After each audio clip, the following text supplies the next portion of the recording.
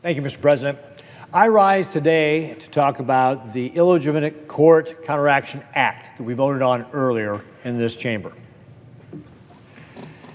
The International Criminal Court was created to hold accountable war criminals, for example, in countries that did not have a system of justice, did not have the rule of law, and were incapable of holding those people accountable.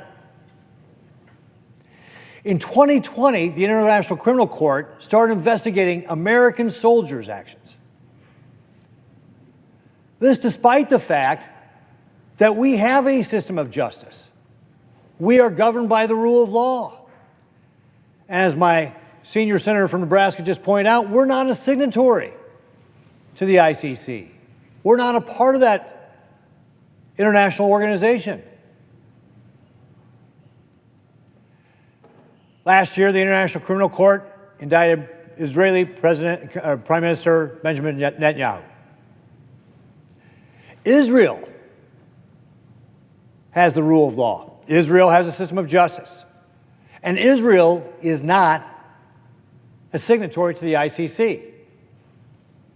And yet, they indicted him. The International Criminal Court is out of control. It's a rogue international organization. And when they indicted Prime Minister Netanyahu, what they did is they put a moral equivalency between Israel's actions to defend itself and the barbaric attacks Hamas perpetrated on October 7th. Let's be clear here. When Hamas launched their terror attack on Israel, they were targeting civilians. That is a war crime. When Israel responds back to defend itself, civilians are going to get hurt in war, but that's not who Israel was targeting. They were targeting the terrorists who attacked them. That's legitimate. The International Criminal Court destroyed whatever shred of credibility they had when they made that indictment. And if they are coming after the Israeli Prime Minister, it won't be long before they start coming after American troops. In fact, the Wall Street Journal had an article that said, if the International Criminal Court issues arrest warrants for Israelis, Americans are likely to follow. This organization is a failure. Despite its $187 million budget, it has not been able to bring to justice dictators around the world. They've done very little. Again, my senior senator mentioned China, but they haven't done anything to stop Vladimir Putin. They haven't done anything against Iran's Ayatollah Ali Khamenei. They haven't done anything against North Korea's Kim Jong-un. And yet they are targeting countries that have a system of justice and rule of law. That is not why this organization was supposed to have been created. The ICC is a lawless, politicized international organization that is threatening our sovereignty. This requires a strong response on our part. The Illegitimate Court Counteraction Act was that strong response. It would have directed the president within 60 days to launch sanctions against foreign nationals who were involved with the malign activities of the ICC, to target our American troops or our allies, for example. We need to have a strong response back to protect our sovereignty.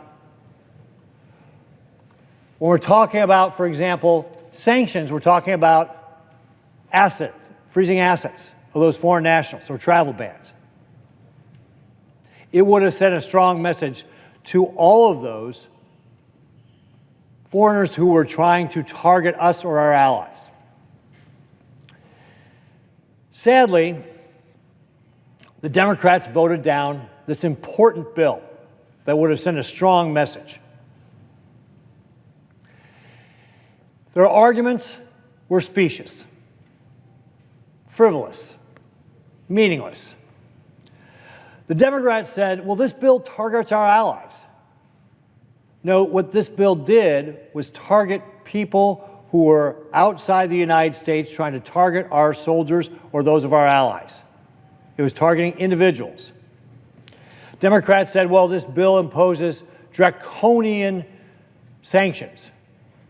Actually, if you look at the sanctions that this bill was proposing, it had been done, the same sorts of sanctions were done under both Obama and Biden 49 times. They said, oh, well, some companies could be held responsible. Again, no, this was about individuals. It was not about companies. And they said, well, the bill was poorly written, poorly drafted. Yet, it had passed, this same bill had passed the House of Representatives twice.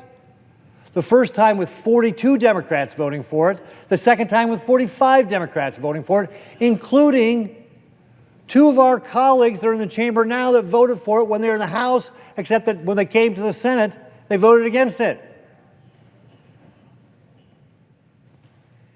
This was important legislation. Now, when the minority leader got up, he talked about the ICC and being anti-Semitic, and he's right. The UN in general is another one of those international organizations that's anti-Semitic. He says that he stands with Israel against the ICC. But his actions speak louder than words. When he had the opportunity, he stood on this floor earlier and said that Israel should have new elections to replace the prime minister. Well, folks, that action was in the same logic that the ICC is using when they indicted Israeli Prime Minister Benjamin Netanyahu. It seems hypocritical that he could stand up here and say, I stand with Israel, yet they should have new elections, and somehow have the moral authority to defend Israel against the ICC. In blocking this bill, Democrats were voting to not protect our soldiers. They were voting to not stand up for our allies, not stand up for our sovereignty. They were not supporting specifically Israel. The appeasement first policy of the Biden administration is alive and well to the Democrats in the U.S. Senate today. Americans, take note. Mr. President, I yield back.